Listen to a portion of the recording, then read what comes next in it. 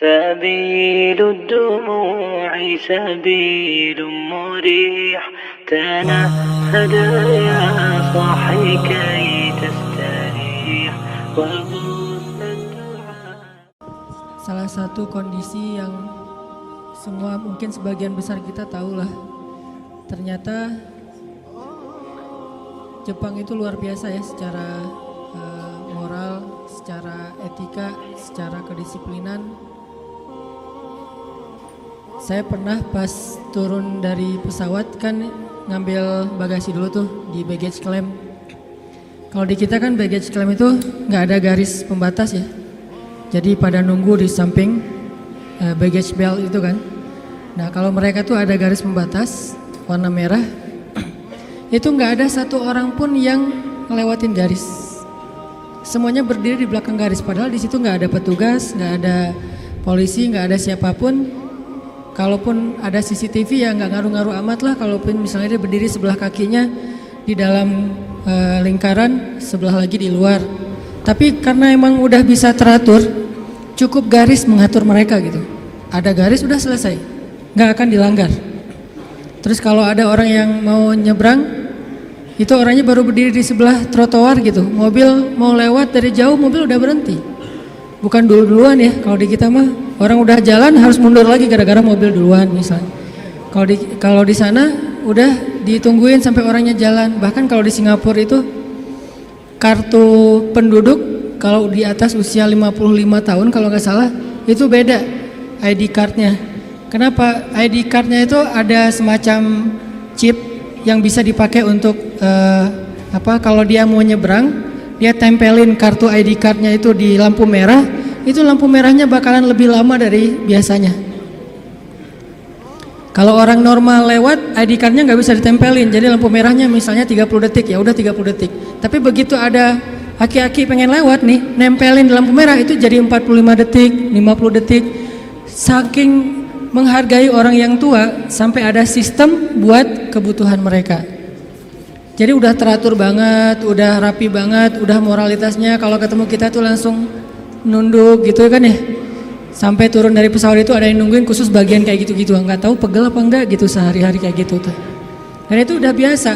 Dan ketika kita belanja di salah satu tempat pembelanjaan tuh cari musola itu kalau kita kan di masjid misalnya ada yang nyari toilet di mana ya, nunjuk ya. Kalau mereka nggak nunjuk, dianterin. Saya nanya prayer room di mana gitu. Oh Muslim ya, dianterin. Ini prayer room dibukain kuncinya, dikasih sajadah, ternyata dia udah nyiapin sajadah. Terus pas dia mau ngambil sajadah, dia bilang tunggu sebentar ya, saya ambil sajadah dulu. Oh iya, dia ambil sajadah. Pas dia datang dia bilang maaf ya udah nunggu lama. Coba kita yang pengen sholat, kita yang ngerepotin dia yang minta maaf ya nunggu lama, saya ngambil sajadah dulu. Oh iya nggak apa-apa. Akhirnya kasih sajadah. Luar biasa emang secara moral. Dan tetap di negeri-negeri yang lain juga ada orang-orang baik kayak gitu. Cuman kalau ini udah sistemik, bukan cuma sekedar improve orang secara personal, tapi udah sistemik. Jadi udah tersistem di mana-mana kayak gitu. Kalau belanja nanya dari mana Indonesia, kan Indonesia Jepang mungkin secara kemajuan negaranya mungkin beda lah ya. Harusnya mereka sebagai negara maju pas tahu dari Indonesia biasa aja. Beda kalau misalnya taunya kita dari mana, dari Jepang. Oh iya gitu. Ini pas tahu Indonesia, oh Indonesia, kayak menghargai gitu. Respect kepada orang lain. Itu udah nggak usah diragukan lah. Dan saya juga salut luar biasa. Di balik semua itu ada sedikit hal yang membuat saya ngerasa oh benar ya, emang nggak akan sempurna tanpa agama. Orang Jepang itu tingkat bunuh dirinya tinggi banget ternyata. Dalam setahun itu kasus bunuh diri nggak kurang dari 1000 kasus. Dan itu artinya setiap hari minimal ada 3 orang yang bunuh diri. Dan tempat favorit bunuh diri di Jepang adalah di rel kereta. Sehingga kalau misalnya udah ada yang bunuh diri di kereta, itu kereta kan pada berhenti tuh. Dan pada jadi stuck kan di beberapa stasiun gitu, beberapa jalur. Akhirnya banyak yang rugi. Maka dari pihak kalau di kita mungkin KAI-nya langsung nyediain bus gratis buat para pelajar untuk jadi alternatif karena keretanya nggak beroperasi, ada yang bunuh diri. Saking favoritnya bunuh diri dengan cara nabrakin diri ke kereta, akhirnya ada peraturan siapa yang bunuh diri di rel kereta berhasil atau gagal maka keluarganya akan membayar denda sekian puluh juta. Kenapa? Karena dia bunuh diri tapi ngerugiin orang lain, bikin semuanya jadi susah, sistemnya jadi berhenti. Sehingga dibikin peraturan, kalau bunuh diri di kereta maka keluarganya harus membayar denda sekitar kalau nggak salah hampir 90 juta bayar denda. Jadi keluarganya juga nahan kalau ada yang mau bunuh diri. Tapi tetap aja masih favorit. Kalau di Korea itu, Korea Selatan, favoritnya bunuh diri dengan cara loncat dari jembatan, terutama di musim dingin. Kalau di Jepang itu dengan cara nabrakin diri ke kereta, bukan ditabrak kereta, orang nabrak kereta. Kenapa bisa kayak gitu? Dan angkanya terlalu tinggi. Ada masalah dikit, bunuh diri. Kayak misalnya mereka gagal dalam satu tugas gitu. Itu saking putus asa, saking malunya, saking kayaknya udah nggak ada lagi harapan buat hidup, nggak ada lagi alasan, mereka langsung bunuh diri. Kemarin pas saya kesana tuh lagi ada kasus bunuh dirinya itu bisa ada jasa bunuh diri. Jadi ada, kalau di kita mungkin ojek online, di sana bunuh diri online.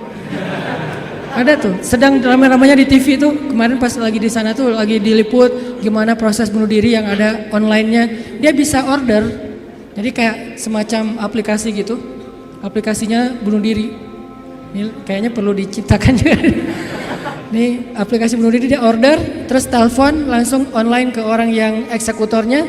Saya mau bunuh diri. Oh, di mana? Jam berapa? Gimana? Ada beberapa menu tuh. Bisa klik bunuh diri kereta, bunuh diri minum obat, bunuh diri diapain misalnya.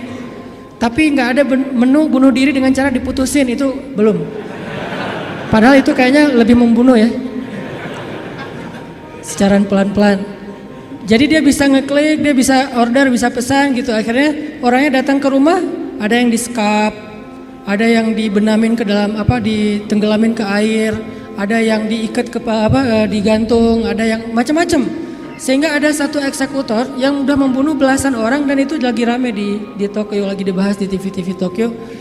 Ternyata bunuh diri juga sampai ada kayak jasanya gitu. Kalau bahasa kita sampai ada aplikasi bunuh diri. Saking tingginya tingkat bunuh diri. Kenapa masalahnya? Masalahnya akhlak mereka udah luar biasa kepada manusia, kepada alam, tapi hati mereka kosong. Sehingga bisa dibilang di dalamnya itu rapuh. Nggak akan tough menghadapi masalah-masalah sekecil apapun. Nggak lulus kuliah, bunuh diri, nggak lulus kuliah. Misalnya bete dikit, aduh hari ini kok panas banget ya, bunuh diri. Enggak kayak gitu-gitu amat juga sih. Nah, ini artinya tingkat putus asanya terlalu tinggi karena tidak ada daya tahan di dalam hatinya. Dan ketahanan seseorang di dalam hati itu tergantung tingkat tawakalnya kepada Allah Subhanahu wa taala. Makin dia bergantung kepada Allah, makin dia woles, makin dia nggak gampang yai'as, nggak gampang putus asa ketika punya masalah. Nabi Yusuf tuh kan masalahnya bertubi-tubi. Ketika Nabi Yusuf dilemparkan ke dalam sumur, ketika Nabi Yusuf dipenjarakan, ketika Nabi Yusuf difitnah, ketika Nabi Yusuf, banyak masalah Nabi Yusuf. Tapi pesan Nabi Yakub alaihissalam kepada anak-anaknya, la tai'asu min rauhillah. Baik kepada Yusuf ataupun kepada kakak-kakaknya. La tai'asu min rauhillah. Janganlah kalian berputus asa dari rahmat Allah. Kenapa? Allah itu maha menolong. Ketika kita bergantung kepada Allah, nggak ada yang mustahil. Selalu ada harapan ketika kita berikan harapan itu kepada Allah. Tapi kalau kita berikan harapan itu kepada makhluk, kadang-kadang harapannya semu. Karena makhluk itu, manusia itu sifatnya kullu man 'alaiha fan. Nggak ada yang bisa benar-benar total, nggak ada yang bisa benar-benar abadi, itu nggak bisa.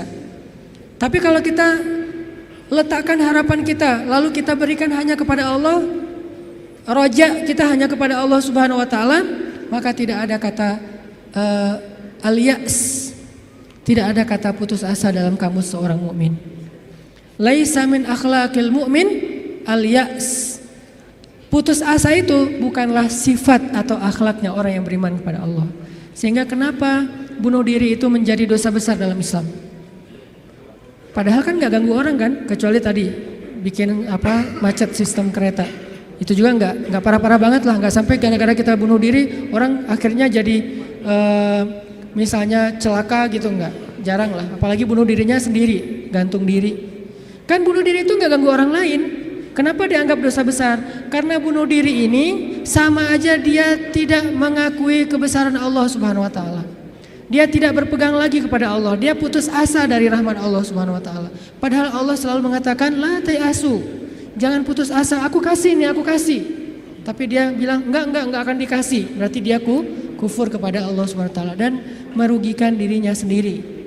Ketika mentalnya kayak gini, walaupun akhlaknya baik, tapi dia tidak punya daya tahan menghadapi masalah, maka dia akan selalu mengakhiri masalahnya dengan cara bunuh diri. Dalam Islam kasus bunuh diri bisa dibilang hampir nggak ada kalau dalam sejarah Nabi dan para sahabat.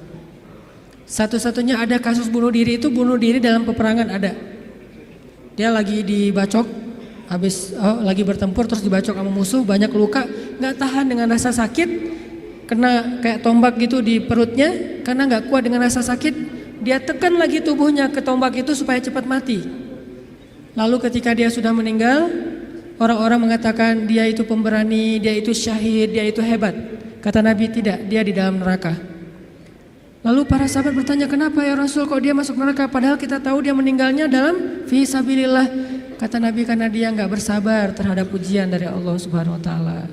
Sakit, ya udah daripada saya nggak kuat nahan sakit, mending sekalian mati nih. Itulah al-ya'as. Dan itu tidak ada dalam kamus orang yang yakin kepada Allah, beriman dan bergantung kepada Allah Subhanahu Wa Taala. Jadi kalau kita mau belajar kepada orang Jepang, ada yang kita bisa belajar banget, yaitu moralnya, kedisiplinannya, kebersihannya. Tapi tetap ada satu hal yang fatal yang mereka tidak punya, yaitu Tuhan. Mereka nggak percaya kepada Tuhan. Kalaupun ada agama, kata teman-teman di sana, lahirnya sebagai orang agama Shinto kalau nggak salah, terus nikahnya sebagai agama Katolik kalau nggak Protestan, matinya sebagai agama Buddha. Jadi gonta-ganti itu. Kenapa gonta-ganti? Karena buat mereka agama itu hanya sekedar culture. Mereka tidak menyebut Islam sebagai agama Islam, tapi budaya Islam. Mereka tidak mengenal nilai-nilai ideologis, yang mereka tahu adalah nilai-nilai budaya, adat istiadat atau culture. Sehingga buat mereka pindah-pindah culture itu bagian dari kebijaksanaan. Kayak kita misalnya, saya nih orang Aceh, ketika saya berada di Sunda, di mana bumi dipijak, di situ langit dijunjung. Itu kan wise kan? Ketika kita menghargai budaya tempat kita tinggal, keramahan apa? Keramahan lokal atau apa gitu. Nah ini kan apa? Kearifan lokal. Arif kan bijaksana nih. Nah karena mereka menganggap agama itu hanya sekedar culture, maka arif menurut mereka itu ketika kita bisa beradaptasi dengan semua momen-momen culture itu. Masa-masanya Valentine mereka jadi orang Kristen. Masa-masanya hari tertentu misalnya hari besar Cina misalnya mereka jadi orang Buddha. Masa-masa tertentu mereka jadi orang Shinto dan segala macam. Yang enggak ada menjadi orang Muslim. Jadi karena nggak bisa dimix nih. Satu-satunya yang nggak bisa dimix menurut mereka cuma culture Islam. Yang lain bisa dimix, culture Islam nggak bisa dimix sama mereka, sehingga nggak bersentuhan langsung. Ini artinya mereka melihat semua itu hanya sekedar moralitas, bukan sebuah nilai ideologis yang menguatkan mental, bukan, sekedar moralitas. Culture Islam moralitas, culture yang agama-agama lain yang kita sebut itu moralitas, termasuk culture Jepang itu adalah moralitas. Tapi mentalnya lemah, sehingga ketika mereka punya masalah di dalam dirinya, mereka nggak punya pertahanan sama sekali. Sedangkan kita melihat ad-din, melihat Islam adalah sebuah nilai yang membangun mentalitas kita. Hanya ke akhir-akhir ini kita cenderung melihat Islam itu hanya sebagai undang-undang, sebagai syariat, sehingga orang takut sama Islam. Seolah-olah kalau kita mau menegakkan Islam, yang kepikiran itu cuma kisos, yang kepikiran itu cuma cambuk. Padahal Nabi menerapkan itu juga akhir-akhir setelah mentalitasnya udah mantep nih. Setelah pemahaman agamanya udah komprehensif, setelah diedukasi, baru kemudian penutupnya adalah menyempurnakan keadilan dengan cara menegakkan hukum. Kalau ada orang yang bilang misalnya, ngapain sih Tuhan katanya pengasih tapi kok menciptakan neraka? Sebetulnya jawabannya logis banget dan sederhana kan? Karena tanpa ada surga neraka tidak ada keadilan. Kemana larinya orang-orang yang berbuat jahat dan zalim kalau tidak ada neraka? Maka kalau semuanya masuk surga, yang zalim sama yang terzalimi, lalu di mana keadilan? Kalau gitu kita mending jadi orang jahat aja, toh masuk surga juga kan? Mending kita ambil aja hak orang lain, toh nanti di akhirat juga tetap masuk surga. Kalau gitu di mana ada keadilan? Keadilan Allah itu justru menciptakan surga dan neraka. Cuman pintu surga lebih banyak daripada pintu neraka. Dan Allah selalu memberikan peluang untuk selamat dari api neraka dengan cara mengampuni dosa. Allah Maha Adil. Allah nggak mengatakan kalau udah cap neraka udah nggak akan lagi berubah, enggak. Kalau kamu buat dosa sekali nggak akan diampuni, pasti masuk neraka, enggak. Disitulah Maha Rahman. Selain Allah adil, Allah juga Rahim, Rahman, Rauf, apalagi banyak sifat-sifat Halim. Allah menciptakan keadilan dengan adanya surga, adanya neraka. Tetapi Allah selain adil, Allah juga Maha Pengasih. Dengan apa? Kalau ada yang berbuat dosa nggak langsung dihukum sama Allah. Kita sering buat dosa, emangnya langsung dihukum? Enggak. Kadang-kadang memang Allah langsung negur, tapi bukan hukuman. Karena kalau dihukum harusnya lebih dari itu. Kalau ditegur, karena kadang-kadang kita nggak sadar dengan cara-cara yang baik. Allah kasih sedikit, ada cemeti sedikit, biar kita dicambuk sedikit, ditoel dikit ya. Biar kita sadar. Supaya apa? Biar kita sadar. Biar dengan kesadaran itu kita menjadi lebih baik, lebih bermanfaat, lebih berkualitas hidupnya. Allah nggak langsung menghukum kita. Kalau Allah mau menghukum kita dengan dosa kita, kayaknya kita nggak ada yang berada di sini sekarang nih. Udah celaka dari dulu-dulu juga. Sekali kita minum, sekali kita narkoba, sekali kita berzina, sekali kita membunuh, sekali kita mengambil hak orang lain, udah langsung celaka. Kenapa masih bisa hidup? Kenapa masih bisa berada di masjid? Dan ini keistimewaan yang Allah kasih kepada kita. Orang yang sering nyakitin Allah masih diundang ke rumah Allah, kan Allah baik banget tuh. Coba kita, ada yang sering nyakitin kita, mau diundang ke rumah kita? Dia telepon aja kita reject terus, kalau perlu di blok, nggak bisa nelpon lagi, unfollow segala macam, left group.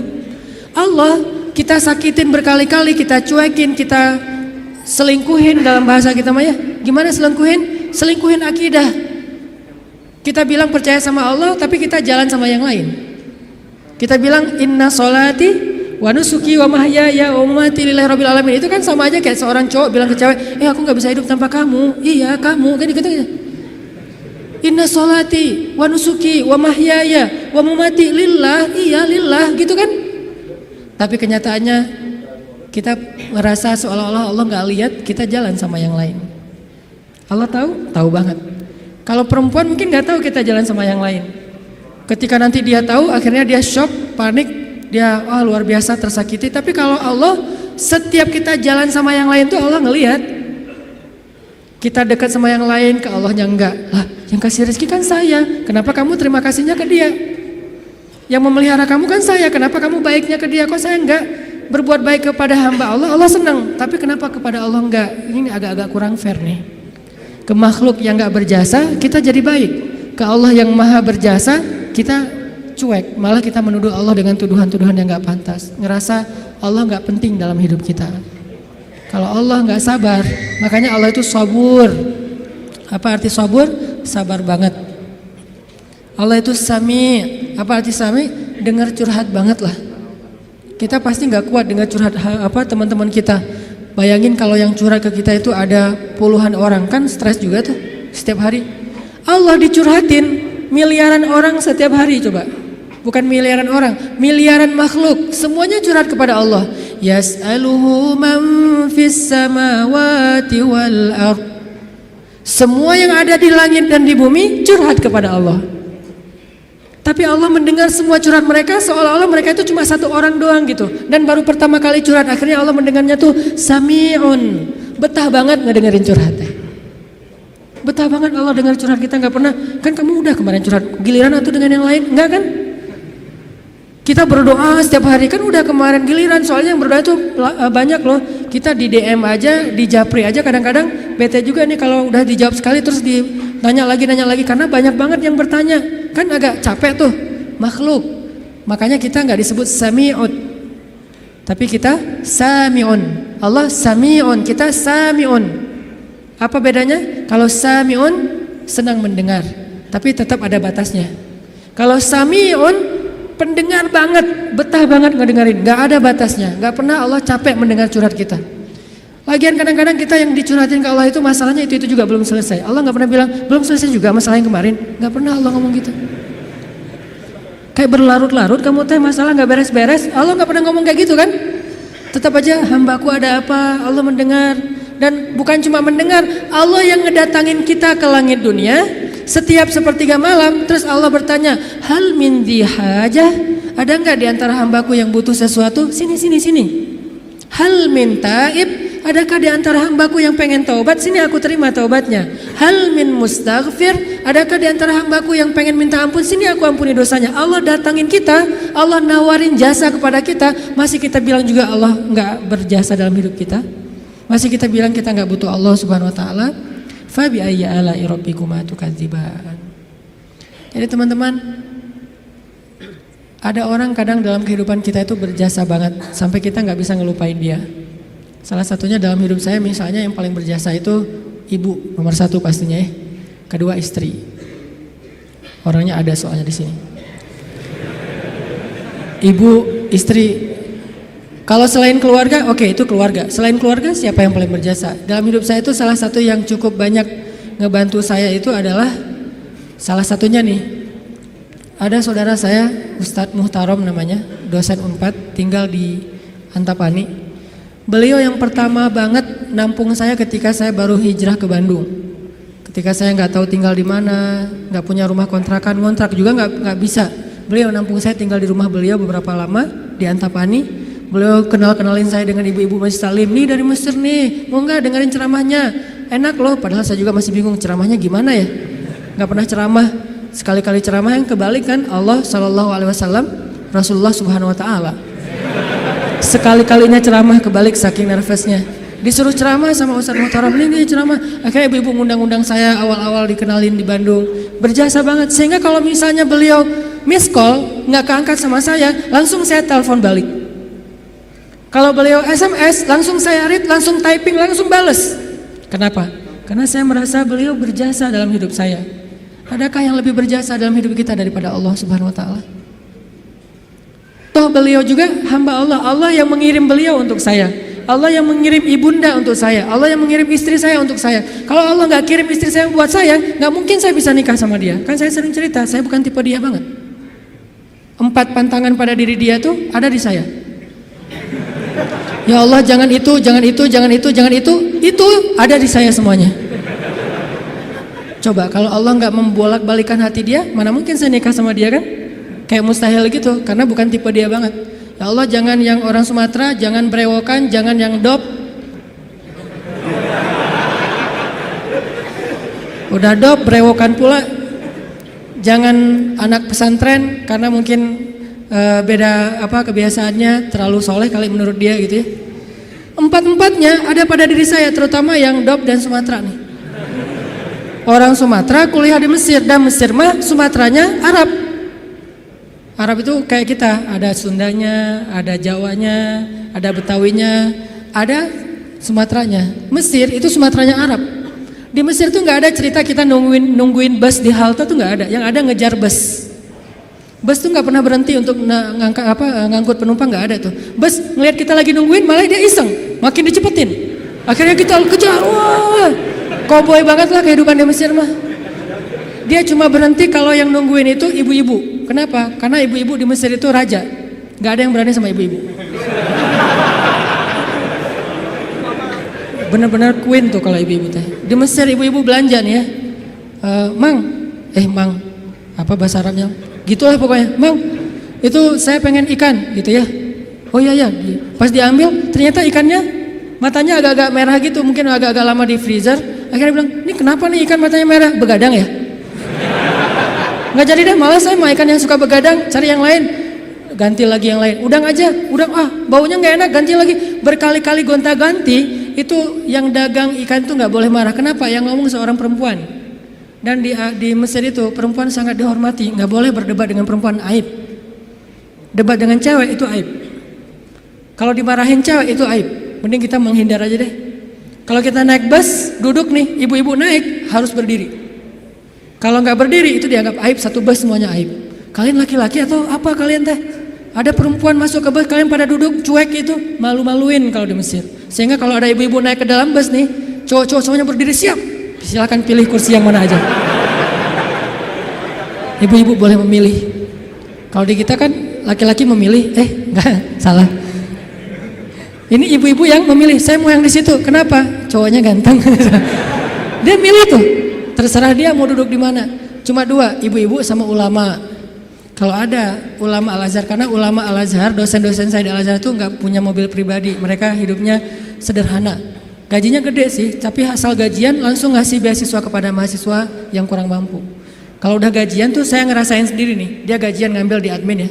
Karena dulu nggak ada transferan, Mesir itu agak-agak terlalu ya gitulah, manual ya, nggak ada transfer. Satu-satunya komputer di ruang admin tuh dipakai main kartu.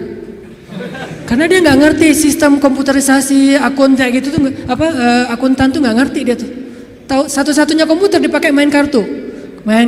Pas kita lagi ngantri, Om kita lagi ngantri nih, ntar tunggu dulu nih, dikit lagi nih belum beres nih, gitu coba.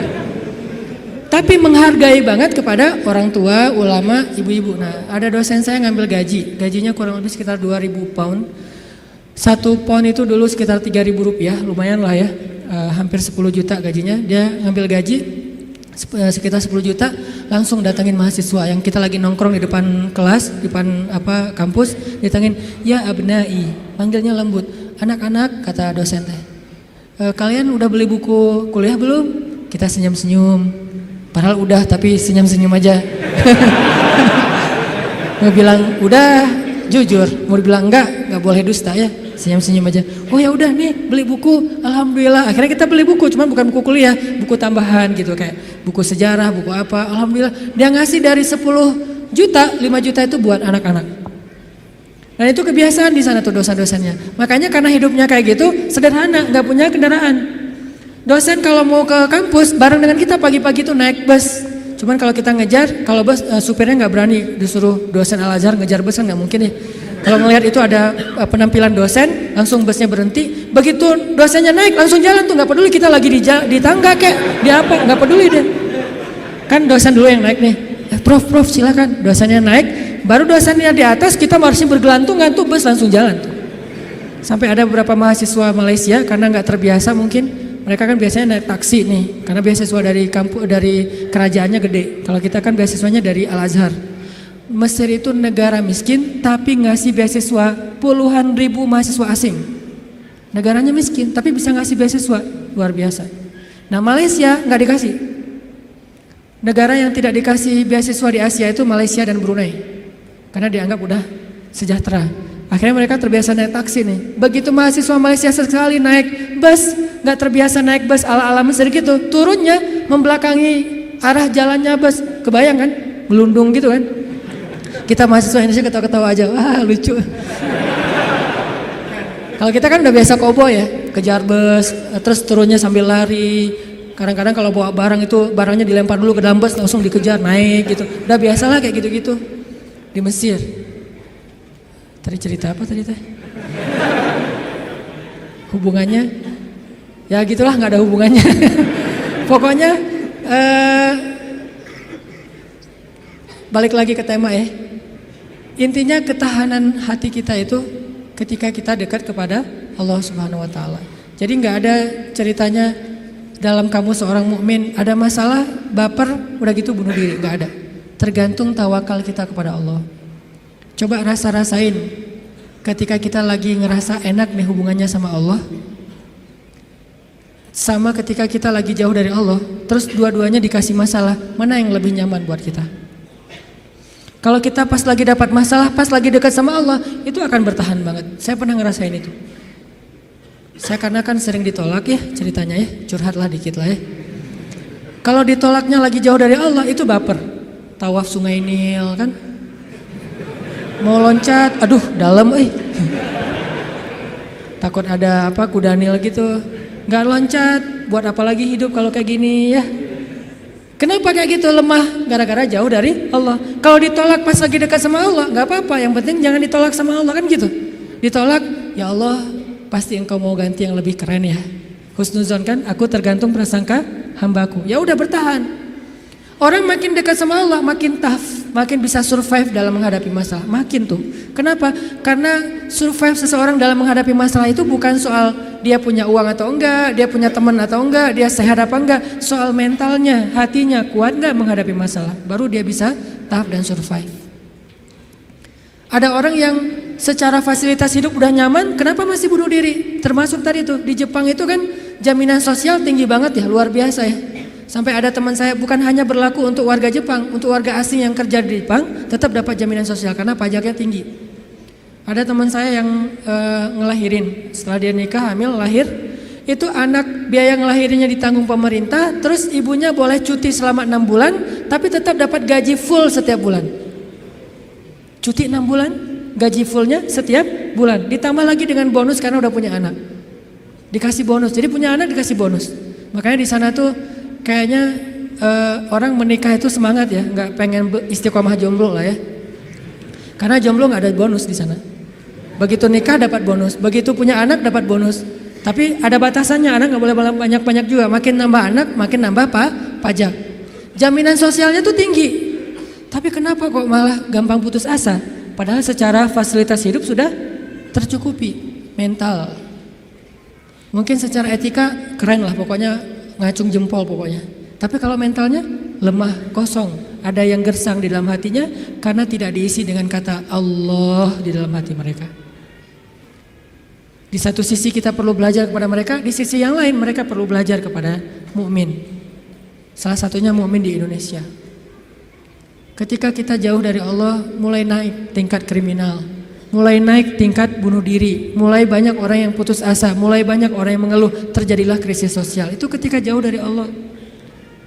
Sejak kapan dalam persepsi kita miskin itu masalah? Di zaman Nabi miskin itu bukan masalah. Masalah itu fakir, bukan miskin. Di zaman Nabi malah berdoa pengen jadi orang miskin. Ya Allah, hidupkan saya sebagai orang miskin, matikan saya sebagai orang miskin, bangkitkan saya bersama orang miskin. Nabi itu cuma bilang hampir-hampir kefakiran itu menyebabkan orang kufur. Itu teks hadisnya, kadal fakru ayyakuna kufran, bukan miskin jadi kufur. Nggak ada teks kayak gitu. Terjemahan kita yang keliru. Orang miskin itu dekat dengan kekufuran. Nggak ada teks hadis kayak gitu. Yang ada fakir dekat dengan kekufuran. Terus apa bedanya miskin dengan fakir? Miskin itu kurang harta, kalau fakir itu kurang syukur. Makanya Nabi dalam konteks miskin malah berdoa pengen jadi orang miskin supaya hisabnya gampang. Tapi kalau dalam konteks fakir, Nabi malah bertauz, Allahumma inni a'udzubika minal fakri. Ya Allah, aku berlindung kepadamu dari kefakiran. Maksud kefakiran di dalam doa Nabi itu bukan kurang harta, tapi kurang syukur, kurang qanaah dengan apa yang diberikan Allah Subhanahu wa taala. Mental. Makanya salah satu misi Allah menurunkan Islam, mengutus Nabi Muhammad SAW itu adalah membangun mentalitas manusia yang kita sebut dengan mukmin muslim. Mentalnya yang dibangun, sehingga dengan mental itu lahirlah kebaikan-kebaikan yang sifatnya moral, kebaikan yang sifatnya akhlak, kebaikan yang sifatnya ritual, ibadah. Tapi semuanya berawal dari mental, termasuk sabar, mental. Yang menyebabkan seseorang gak gampang panik, mentalnya. Dan mental itu tergantung keyakinan dia kepada Allah Subhanahu wa ta'ala. Masih ingat kisah Nabi ditodong senjata? Nabi lagi di rest area, lagi duduk.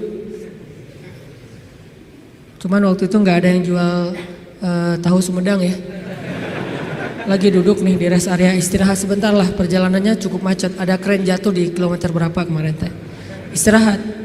Lagi duduk di rest area, jauh dari para sahabat. Biasanya Nabi duduknya itu di antara para sahabat. Kali ini beliau pengen menyendiri. Kenapa pengen menyendiri? Mungkin beliau gak enak mau nolak sahabat yang curhat, gak enak mau nolak sahabat yang ajak ngobrol. Karena sahabat juga kan kalau dekat Nabi curhat, ngobrol panjang lebar, minta selfie segala macam kan. Nah Nabi pengen me time lah, gak pengen diganggu. Kalau udah terlanjur bareng dengan mereka, Nabi tuh gak enakan banget orangnya. Kalau udah Nabi boleh curhat enggak? Nabi gak mungkin bilang enggak. Nggak ada kata-kata enggak dalam kamus Nabi itu. Yang ada, oh ya boleh, walaupun beliau udah capek banget. Nah akhirnya pengen ngambil me time, nggak mau diganggu, sendiri. Sahabat juga pengertian, oh Nabi lagi pengen sendiri, ya udah menjauh. Ternyata itu jadi kesempatan buat orang kafir, musuh yang pengen membunuh Nabi. Dia langsung datang, nodong senjatanya, pedangnya di leher Nabi. Itu pedang yang sangat tajam, kalau ditarik dikit, udah aja langsung Nabi kegorok. Dia todong di leher Nabi, tinggal ditarik doang. Dia bilang, Muhammad, sekarang kamu jauh dari orang-orang yang mengawal kamu, sahabat-sahabat kamu. Kalau saya gorok leher kamu nih sekarang nih, siapa yang bisa nolong kamu? Di situ kelihatan tawakal Nabi itu, gambaran tingkat tawakal Nabi itu benar-benar hakut tawakulih. Kayaknya rasa-rasanya nggak ada di antara kita yang bisa tawakal sekeren itu. Tapi setidaknya kita bisa mengambil itu sebagai inspirasi. Ternyata tawakal itu menguatkan mental. Walaupun nggak sekuat Nabi memang. Nabi kan di atas rata-rata ya, manusia paling istimewa lah. Siapa yang bisa nolongin kamu Muhammad? Nabi dengan tersenyum melihat ke arah dia dengan tenang mengatakan, Allah. Saking mantepnya kata-kata Nabi sampai bikin orang itu gemetar, jatuh tuh pedangnya. Kita belum bisa kayak gitu. Ketika kita datengin, Pak saya mau melamar anak Bapak, kamu ngasih makan apa buat anak saya? Allah yang ngasih makan. Astagfirullahaladzim, iya terima. Gak bisa, langsung gemetar tuh orang. Mertua langsung gak bisa berdiri. Mana bisa kita naklukin mertua dengan kata-kata kayak gitu kan. Kemarin aja tadi pagi saya disuruh minta sharing di Mabes TNI aja, saya yang gemetar. Biasanya kan enjoy gitu, ceramah santai dan cari-cari bahan ngebully. Mau ngebully TNI, bayangin. Di depan jenderal-jenderal, bintang 2, bintang 3, ini mau ngebully apa ini? Saya kan mati langkah kalau nggak ngebully ya.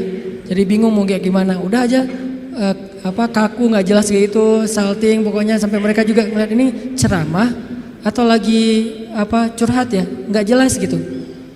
Artinya kita tuh nggak punya mental kayak Nabi tuh. Menghadapi makhluk aja kadang-kadang keder. Nabi menghadapi orang yang satu-satunya paling memusuhi beliau, udah siap pengen menggal kepala beliau. Coba imajinasikan deh adegan itu. Karena kalau cuma baca teks sejarah nggak akan dapat apa-apa.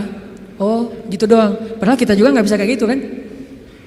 Bisa nggak kita ketika lewat satu jalan terus digonggong sama guguk misalnya? Terus kita santai. Kamu dan saya sama-sama hamba Allah. Bisa nggak kayak gitu? Sehingga dia langsung melipir, oh ya salah, sorry, salah ngegonggong ustadz ya. Nggak gitu kan? Tetap aja kaget. Walaupun nggak takut, mungkin kaget pasti dengan suaranya nyentangnya. Baru sekali dia bersuara langsung, oh udah gitu jaim-jaim melihat orang ada yang lihat nggak saya kaget gitu kan ya. Tapi Nabi nggak sama sekali kayak gitu. Dia todong dan orangnya itu preman. Bayangin tatoan preman yang udah biasa bunuh orang buat dia itu kayak hobi, kayak kita ngopi gitu. Aduh hari ini belum bunuh orang gitu. Jadi sakit kepala kalau belum bunuh orang. Orang kayak gitu tuh nodong Nabi pakai senjata yang udah tajamnya luar biasa, ditarik sedikit langsung udah Nabi bisa kegorok. Nabi menjawab dengan tenang, Allah yang nolong saya. Dia gemetar, jatuh pedangnya diambil balik, ditodongin balik sama Nabi. Sekarang kalau saya pengen bunuh kamu, siapa yang nolong kamu? Kata dia, engkau wahai Muhammad. Nabi tersenyum, diambil pedangnya dikasih lagi kepada dia. Nabi nggak takut dibalikin lagi kayak tadi, nggak, dikasih lagi sama Nabi. Nabi itu orangnya bisa menaklukkan hati orang seketika tuh. Ketemu langsung berubah hatinya kalau hatinya baik. Satu-satunya yang nggak bisa ditaklukkan itu kalau hatinya memang diisi dengan kesombongan, karena itu sudah ditaklukkan oleh setan. Kalau hatinya bersih baik, Nabi bisa membujuk hati orang. Itu keahlian Nabi SAW. Akhirnya dia dapat lagi pedangnya disarungkan, dia jadi malah duduk ditarbiyah sama Nabi. Jadi curhat, saya tuh galau berat ya Rasulullah. Tadi gini sekarang jadi curhat, jadi baper. Gimana nih Rasul, saya mending putusin aja gitu Rasul. Malah cerita tentang masalah pribadi. Nabi kasih solusi, Nabi tepuk-tepuk punggungnya. Ya udah sabar ya, jangan terlalu baper, kan ada Allah. Oh iya ya benar Rasulullah. Saya boleh izin pulang ke negeri saya Rasulullah, buat apa? Saya pengen ngasih tahu ke orang-orang supaya masuk Islam. Agama Islam itu luar biasa. Dia pulang ke kampungnya, dia ceritakan kepada orang lain tentang pengalaman dia ketemu Nabi. Akhirnya berbondong-bondong orang masuk Islam. Kenapa Nabi bisa woles kayak gitu? Nggak panik. Pernah juga di kota Madinah, suatu malam ada kedengaran suara dari tengah padang pasir. Itu suara paling aneh. Kita nggak bisa meniru, yang jelas ilustrasinya suara itu bisa bikin orang kayak Umar ketakutan. Bayangin, suara yang bisa bikin orang kayak Umar, kan kita tahu keberanian Umar. Setan aja takut sama Umar kan? Tapi Umar kali ini takut dengan suara itu. Coba Umar lewat jalan misalnya nih depan depan Pusdai lewat nih, udah steril, setan gak bakalan lewat jalan situ. Langsung di dalam Google Map setan itu merah. Jangan ngambil jalan itu, kenapa? Udah merah, lewatin sama Umar. Jadi udah forbidden buat setan. Tapi Umar pada malam itu ketika mendengar suara di tengah padang pasir, ketakutan. Sehingga ketika semua penduduk Madinah mendengar suara yang luar biasa, seperti suara makhluk yang lagi marah-marah nih. Suara setan kalau menurut ulama, walaupun Nabi gak nyebut kayak gitu. Suara setan yang lagi ngamuk-ngamuk, bayangin. Orang aja ngamuk kan kelihatan ya. Apalagi setan ngamuk, bayangin. Setan ngamuk, bukan jin, setan. Arti setan tuh jin yang paling premannya jin lah. Tuh jagarnya jin ngamuk. Diobrak-abrik semuanya sama dia. Lagi ngamuk nih setan, suaranya luar biasa kayak yang pernah sempat viral di YouTube ya. Gak tahu itu suara apa di dalam perut bumi, terdengar di beberapa penjuru dunia. Entah benar entah editan, saya gak ngerti lah. Yang jelas suara kayak gitu tuh pernah terdengar di zaman Nabi dan lebih ngeri lah gitu. Ada yang ngamuk luar biasa. Terus para sahabat berkumpul di Masjid Nabawi. Bayangin, sahabat malam-malam itu keluar dari rumah mereka, pengen cari tahu suara apa, tapi gak ada yang berani keluar sendiri. Akhirnya ngumpul di depan masjid. Udah ngumpul depan masjid, mereka cari Nabi. Kan rumah Nabi di sebelah masjid. Rasulullah mana? Rasulullah mana? Umar. Terus sekelas Sa'ad bin Abi Waqqas, Abu Ubaidah bin Jarrah yang udah gak takut mati sama sekali. Orang-orang yang pemberani lah. Tapi ngumpulnya di depan masjid karena gak berani keluar sendiri ke tengah padang pasir gara-gara saking seremnya tuh suara. Udah ngumpul, cari-cari Nabi, tiba-tiba mereka ngelihat sosok seorang laki-laki datang dari tengah kegelapan padang pasir. Dia pegang pedang di atas pundaknya, gak pakai baju, cuma pakai celana, badannya bagus. Kalau kita gak pakai baju malu-maluin ya, Nabi gak pakai baju, keren lah. Gak pakai baju, cuma pakai celana, badannya bagus, terus pakai pedang gitu kan bener-bener kayak cerita gladiator atau siapalah Hollywood gitu kan. Naik kuda tuh gagah sendiri dari tengah kegelapan padang pasir sendiri datang. Dari kejauhan ditanya siapa? Ternyata Rasulullah SAW. Jadi kalau ada yang menganggap Nabi pengecut, banyak bukti Nabi itu pemberani. Cuman nggak sok jagoan Nabi teh, nggak konyol. Nabi kalau misalnya berstrategi dalam perang, Nabi ada istilah dakwah sembunyi-sembunyi. Bukan karena Nabi takut pada orang Quraisy. Karena kalau Nabi dakwahnya belak-belakan, nggak pakai strategi, terus beliau dibantu oleh Allah dengan mujizat, maka kita nggak bisa niru strategi dakwah Nabi, soalnya kita nggak punya mujizat. Nabi mencontohkan yang paling mudah ditiru, bukan yang paling mudah untuk beliau. Kalau mau, Nabi bisa berdakwah itu nggak butuh Abu Bakar, nggak butuh Khadijah, sendiri aja. Kalau ada Abu Jahal nantang beliau, beliau tinggal bilang ya Allah hancurkan nih orang, langsung mati itu mendadak. Mudah banget buat Nabi. Toh bulan aja dibelah sama Nabi dengan seizin Allah kan. Ketika ditantang Muhammad, kalau kamu emang Nabi coba lo belah tuh bulan. Kalau saya bisa membelah bulan, apakah kalian beriman? Ya, kita lihat aja nanti. Posting dulu pokoknya. Akhirnya Nabi Bismillah ya Allahu Akbar, kebelah bulan, benar-benar kebelah dua. Mereka bilang Muhammad telah menyihir mata kita. Kata Nabi Muhammad, kalau kalian merasa mata kalian yang tersihir, ini hanya halusinasi. Coba kita tanya kepada musafir yang sebentar lagi datang dari tengah padang pasir. Apakah mereka melihat malam ini bulan terbelah? Kan gak mungkin saya menyihir orang yang jauh. Ternyata datanglah musafir dari tengah padang pasir lewat kota Mekah, karena Mekah ini salah satu transit juga. Orang-orang langsung berkumpul nanya, apakah kalian melihat kejanggalan di langit malam ini? Ya, kejanggalan apa? Bulan terbelah. Ternyata Muhammad itu adalah Lord of the Ring, bapaknya para penyihir. Bukan kita doang yang disihir, musafir juga disihir. Tetap gak beriman.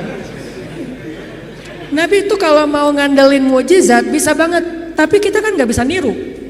Makanya Nabi mencontohkan yang paling ringan, dakwah itu sembunyi-sembunyi dulu. Jangan terlalu vulgar. Supaya apa? Supaya umatnya gak celaka dengan mengambil langkah-langkah yang sembrono. Nabi itu paling pemberani, cuman gak pamer. Kalian semuanya apa-apaan? Gua paling pemberani. Gak pernah Nabi gitu. Umar, Ali, ketika ada yang nantang kaum muslimin, padahal Nabi itu kalau mau duel sama dia bisa banget. Tapi kan buat apa yang kayak gitu-gitu? Kan ada tuh Amru bin siapa gitu yang orang kafir tuh, jagoan berpedang dalam perang Khandak, nantang. Hal min mubariz, ada enggak cowok-cowok pemberani di sini yang mau duel sama saya? Diam semuanya, bayangin Umar diam. Umar takut enggak?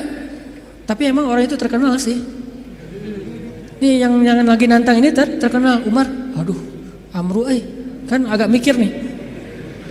Ternyata siapa yang berdiri? Ali masih muda, umur 20-an tahun lah. Ya Rasulullah, izinkan saya. Nabi itu kalau mau, Ali emang lo doang yang berani, gue juga berani sebetulnya. Enggak, Nabi mah gak kayak gitu, orangnya tawadu. Ali jangan, aku gak tega kalau terjadi apa-apa sama kamu. Akhirnya Ali duduk. Benar-benar gak ada laki-laki di antara kalian, kata Amru. Dia manas-manasin tuh. Ya Rasulullah, mereka menghina kita ya Rasulullah. Postingannya tuh gak enak banget ya Rasul. Izinkan saya Rasulullah untuk report tuh biar di blog sama Instagram. Kata Rasul, jangan Ali, nanti kamu ada apa-apa lagi sama kamu. Saya kan gak tega, sayang banget sama kamu Ali. Duduk lagi. Ali itu sebetulnya udah gergetan. Rasul kok gak izinin sih, saya bisa tuh ngalahin tuh orang. Rasul gak percaya banget sih sama saya gitu-gitu. Sampai 3 kali, wah benar-benar kalian ini gak ada yang keren satupun, gak ada cowok sama sekali di antara kalian. Saya kecewa nih datang ke sini capek-capek, gak ada yang berani duel. Kata Amru. Akhirnya Ali, ya Rasulullah, izinkan saya demi Allah, biar Allah yang akan menunjukkan kebesarannya. Akhirnya Nabi diam, membolehkan Ali berangkat. Wah langsung kata Ali, ya Amru, saya mengajak kamu kepada Islam secara baik-baik. Kata Amru, gak ada urusan saya dengan agama itu. Kalau gitu saya ngajak kamu berduel. Kata Amru, saya gak tega membunuh kamu wahai Ali. Kata Ali, tapi saya tega bunuh kamu. Coba, Ali terkenal kan jagoannya Rasulullah kan. Akhirnya tarung, wah tahu sendiri kekuatan pedang Zulfikarnya Ali. Terkenal lah, legend banget lah pokoknya tuh.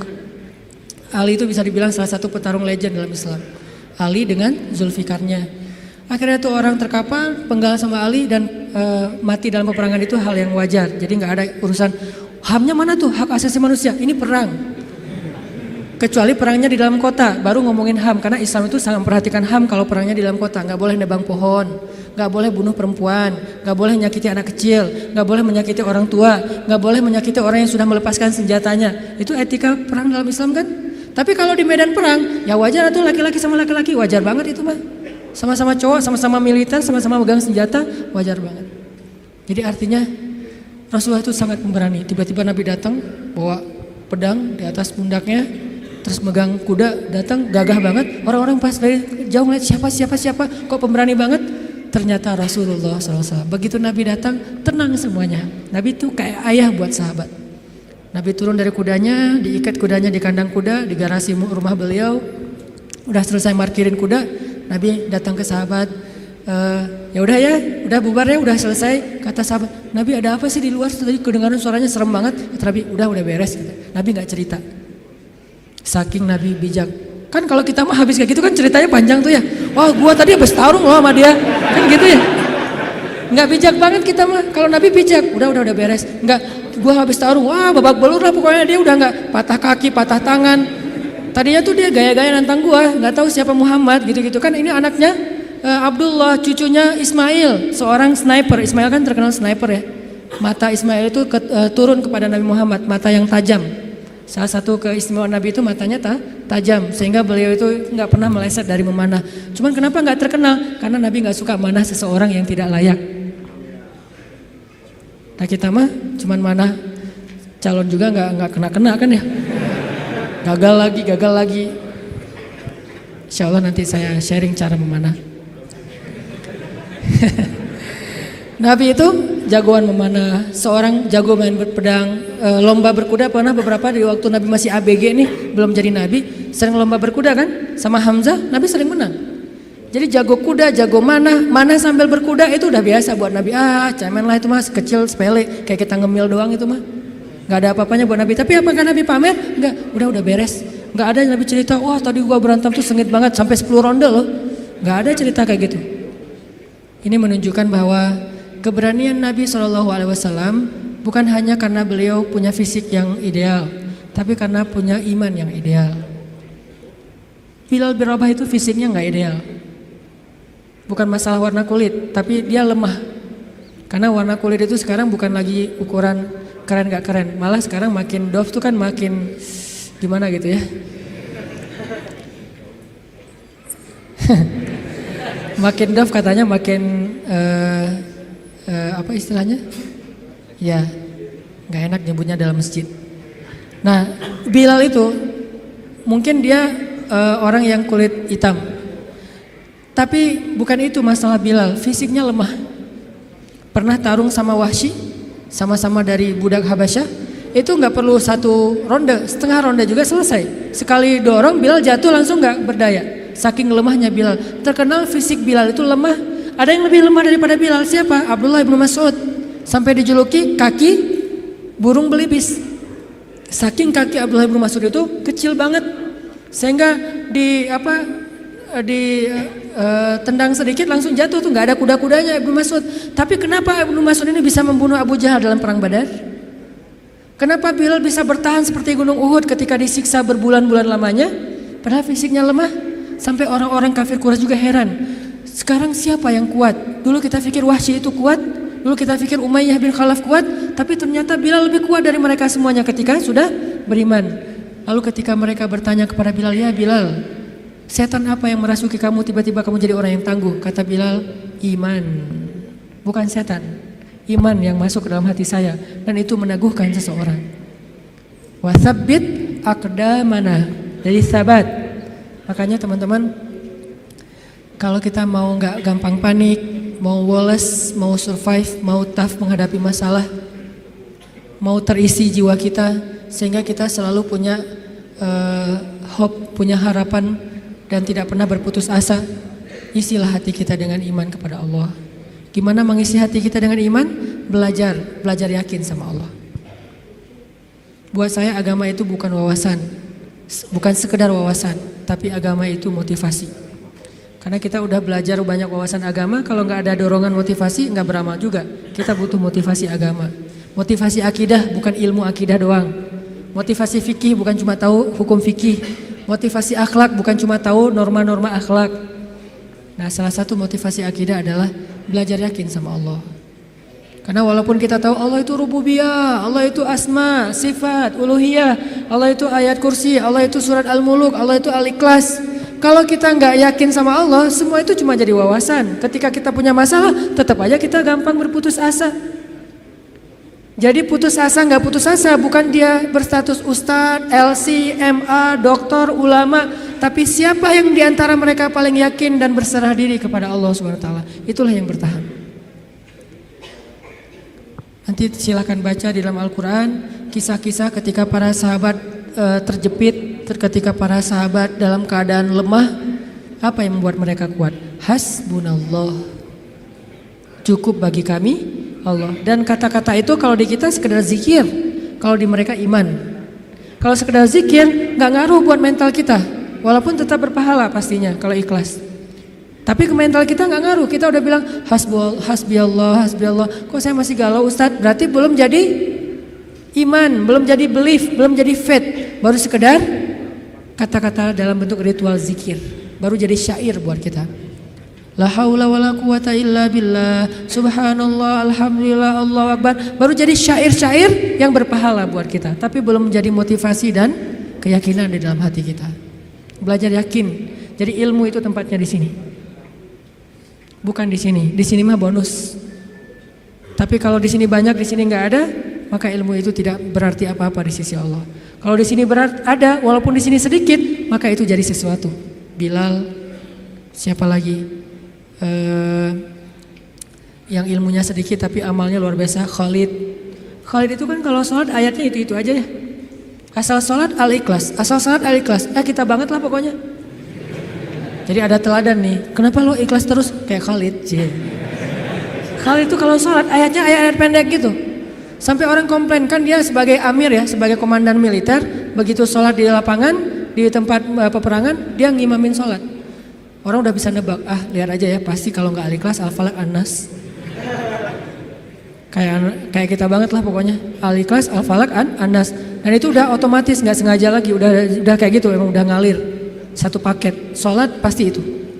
Sampai orang komplain, Khalid, kangen sekali-kali ganti ayat yang lain. Sekali-kali ayatnya yang panjang gitu, biar kita lebih semangat. Kata Khalid, maaf ya, hafalan saya cuma segitu-segitunya. Soalnya saya sibuk dengan tugas-tugas militer, jadi gak sempat ngafal Quran. Kalau kita tugas militer enggak, hafal juga enggak ya. Kalau Khalid karena sibuk dengan tugas militer, dia sebagai jenderal bintang 4 yang tugas ekspansi militernya tuh banyak banget, merintis dari awal sampai ke Irak, ke Yaman, ke Suriah, kemana-mana lah. akhirnya nggak sempat ngafal Quran secara konsen kayak Ibnu Mas'ud, Ibnu Abbas. Maaf ya gitu. Tapi tetap amalnya banyak walaupun hafalannya sedikit. Kenapa? Karena ilmu buat mereka tempatnya bukan di dalam wawasan kepala, tetapi keyakinan di dalam hati. Belajar iman. Belajar yakin kepada Allah. Sehingga kita tetap respect kepada orang-orang Jepang dalam urusan moralitas, tapi kadang kita merasa kasihan kepada mereka.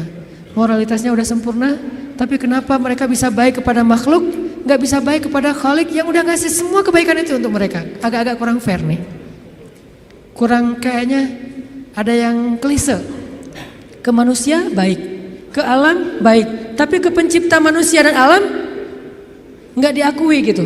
Ini kan agak klise ya. Nah ini kita agak kasihan. Nah, alhamdulillah teman-teman Indonesia di sana tuh giat banget melakukan dakwah sehingga banyak banget orang Jepang yang udah masuk Islam. Ketika dia masuk Islam dia sadar, oh ternyata emang ini yang dibutuhkan bangsa Jepang selama ini. Yang lain udah keren lah, tapi ini masih kurang nih. Mereka sendiri yang testimoni yang nggak dipunyai oleh bangsa Jepang itu adalah Islam.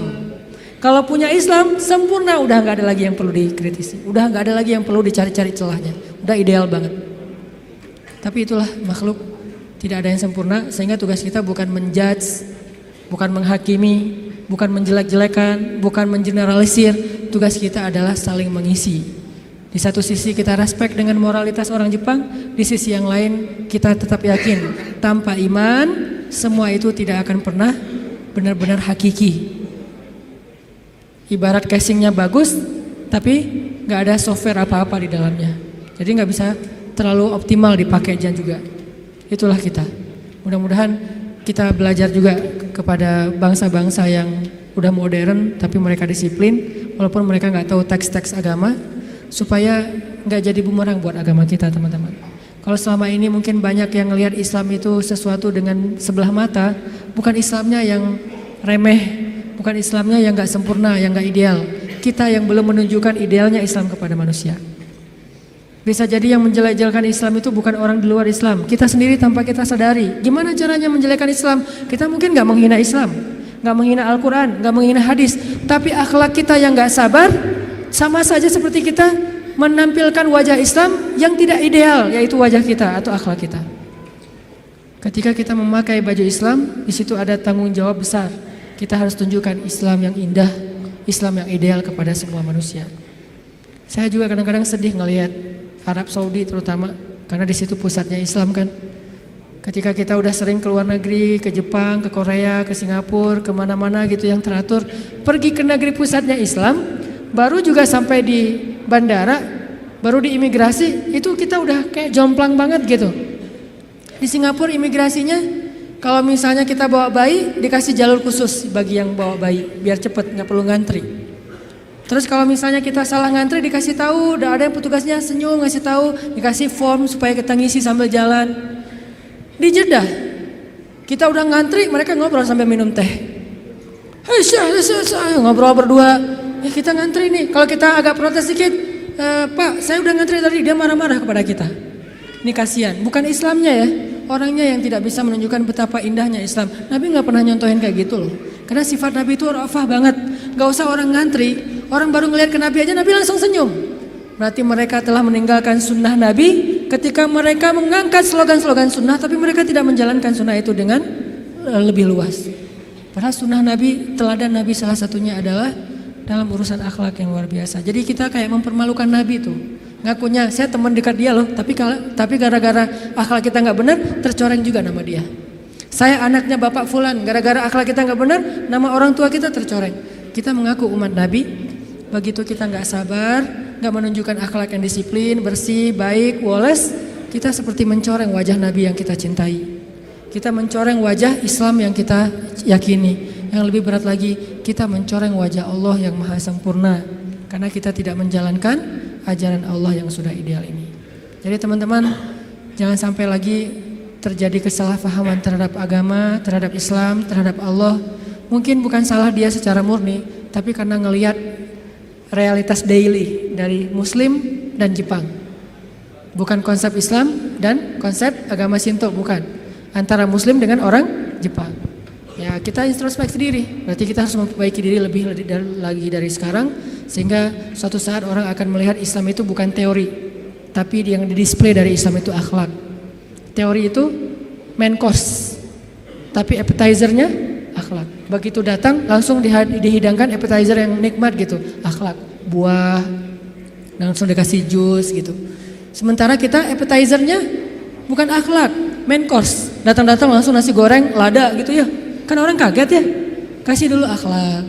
Supaya oh enak ya, buahnya tuh segar gitu, buahnya tuh manis. Udah selesai appetizer dengan buah-buahan, kasih main course, fikih, ibadah dan segala macam. Nanti closingnya, dessertnya kasih akhirat, kebesaran Allah Subhanahu Wa Taala, ideal. Nah ini tugas kita semuanya sebagai Muslim, sebagai anak muda, sebagai bangsa Indonesia. Semua tanggung jawab itu ada di pundak kita, bukan hanya di pundak ustadz, bukan hanya di pundak ulama. Siap insya Allah? Mudah-mudahan ke depan orang memeluk Islam karena takjub dan respek. Karena tanpa itu sulit bagi kita juga berdakwah. Nanti malah jadi bumerang ya. Kalian ngajarin Islam, tapi akhlak orang Islam tuh gimana katanya. Walaupun Islam tetap ideal, akhlak muslimnya aja yang mungkin perlu diperbaiki. Itu aja teman-teman. Banyak kesimpulan yang bisa kita ambil. Sederhananya adalah yuk belajar lebih yakin kepada Allah supaya fisik kita lebih baik, hati kita juga lebih baik.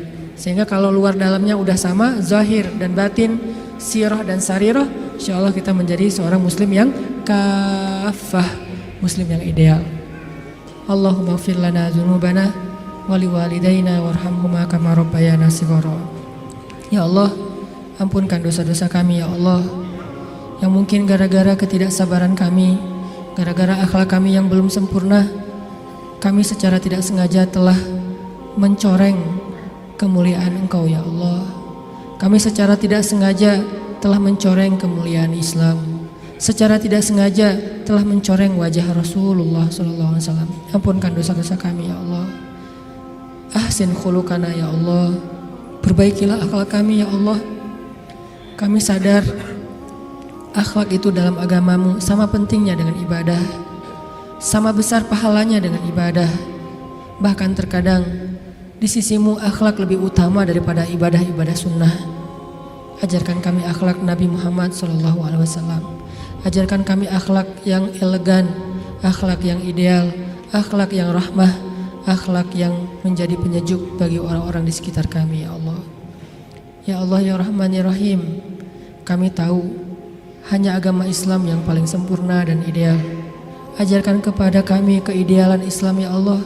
Jangan biarkan kami salah faham tentang agama kami ini ya Allah, sehingga kami mengambil sebagian tetapi mencampakkan sebagian yang lain. Kami mengambil sesuatu yang sebetulnya mungkin hanya untuk pribadi kami, tapi kami tampakkan kepada orang lain sehingga kami menjadi orang-orang yang memaksakan kehendak, sedangkan agama tidak mengajarkan hal itu kepada kami. Ya Allah, ajarkan kepada kami apa yang kami tidak mengerti. Ya Allah, perindah akhlak kami seperti Engkau memperindah fisik kami. Ya Allah, jadikanlah kehadiran kami di antara manusia sebagai kebaikan. Janganlah Engkau biarkan kami menjadi beban bagi orang-orang di sekitar kami, apalagi menjadi musibah atas diri mereka. Ya Allah, menangkanlah Islam, karena kemenangan Islam berarti kemenangan terhadap kemanusiaan. Kemenangan Islam berarti kemenangan terhadap keadilan. Kemenangan Islam berarti kemenangan terhadap moralitas. Dan kami yakin itu ya Allah.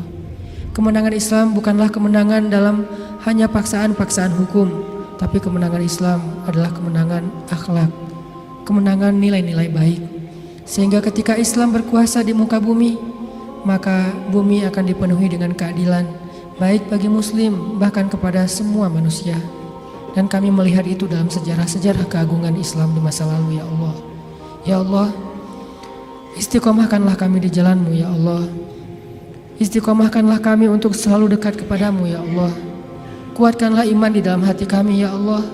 Jangan biarkan kami menjadi orang-orang yang lemah yakinnya kepadamu ya Allah.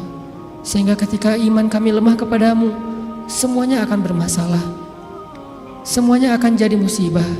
Kami akan gampang berputus asa. Ajarkan kami imannya Rasulullah SAW. Ajarkan kami imannya Umar bin Khattab, imannya Abu Bakar As-Siddiq, imannya Khadijah, imannya Aisyah, imannya para sahabat-sahabat yang mulia, baik muhajirin maupun ansor. Ya Allah, damaikanlah bangsa kami ya Allah. Hindarkanlah kami dari perdebatan-perdebatan yang hanya menambah permusuhan di antara kami. Ajarkan kami perdebatan yang elegan, perdebatan yang ilmiah, perdebatan yang dipenuhi dengan rasa saling menghargai antara satu dengan yang lain. Jauhkan kami dari permusuhan dan perpecahan belah ya Allah. Jauhkan kami kaum muslimin dari saling menuduh kesalahan atas saudara-saudara kami, dari saling menuduh kesesatan atas saudara-saudara kami. Ajarkan kami untuk bersatu hati, sebagaimana Engkau mempersatukan hati antara kaum Aus dengan kaum Khazraj, antara muhajirin dengan ansor. Sebagaimana Engkau mengikat hati antara ashabul kahfi, sebagaimana Engkau mempersatukan hati antara saudara-saudara Yusuf anak Yakub alaihissalam. Ya Allah, berilah petunjuk-Mu kepada pemimpin-pemimpin kami, karena kami yakin pemimpin itu bisa menjadi orang yang pertama di antara kami yang masuk ke dalam surga-Mu karena keadilannya, bisa juga menjadi orang yang pertama dan paling dalam nerakanya karena kezalimannya. Beri petunjuk kepada pemimpin-pemimpin kami agar mereka bisa bersikap adil, pemimpin yang takut kepada Engkau ya Allah, karena ancaman yang paling besar adalah ancaman-Mu ya Allah, siksaan yang paling pedih adalah siksaan-Mu ya Allah, agar mereka menjadi pemimpin-pemimpin yang pemberani kepada makhluk tetapi takut kepada Khalik, sehingga mereka takut untuk mengambil hak-hak rakyatnya, menzolimi bangsanya, sehingga mereka takut menyia-nyiakan amanah dan wewenangnya ya Allah. Berilah rahmat-Mu kepada ulama-ulama kami ya Allah. Jadikanlah ulama di antara umat seperti matahari di siang hari. Jadikanlah ulama perannya benar-benar seperti peran Nabi di tengah-tengah para sahabat. Karena kami pernah mendengar ya Allah, Nabi bersabda, al-ulama warathatul anbiya, ulama itu adalah pewaris Nabi. Maka siapa yang menyakiti ulama sama saja dengan menyakiti Nabi. Siapa yang membantah ulama sama dengan membantah Nabi. Siapa yang menjelek-jelekan ulama, memfitnah ulama sama dengan memfitnah Nabi. Dan tidak ada yang menyakiti Nabi kecuali orang-orang munafik ya Allah. Lindungilah kami dari sifat kemunafikan.